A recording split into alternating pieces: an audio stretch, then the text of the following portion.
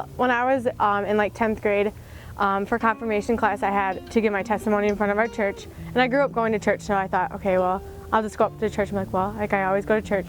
And then my pastor came up to me after church one Sunday. He's like, I don't think like you understand what it means. So that day after church, in my pastor's Bronco, I gave my life to Christ, and it just didn't like feel right. It was like really forced and stuff. And then I continued going to church and stuff. And then when I got to college here at SDSU, my friend back home was like, hey, do you want to go to church with me? And every Sunday I was like, no, like that's okay.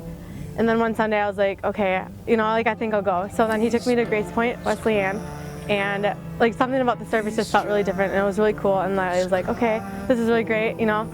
And then that night I decided to go to Oasis actually. And during the service I was like crying and stuff. I was like, oh my gosh, like this is what it's supposed to feel like. This is what I was supposed to be feeling the first time. So after Oasis, I called my mom. I was like, I think I want to give my life to Christ. And so I did it that night. And being on this church with the people that like I decided to give my life to Christ, like it's just been absolutely amazing because the support from these people is so great, and the people here, it's just great. And since I'm pretty new to my faith, I've learned quite a lot here. And the hardest thing, I guess, is just like knowing what to say to people, since I'm not too familiar with everything yet. But it's been an amazing learning experience, and I've grown so much in my faith so far. One who saves us, constantly creates us into something new.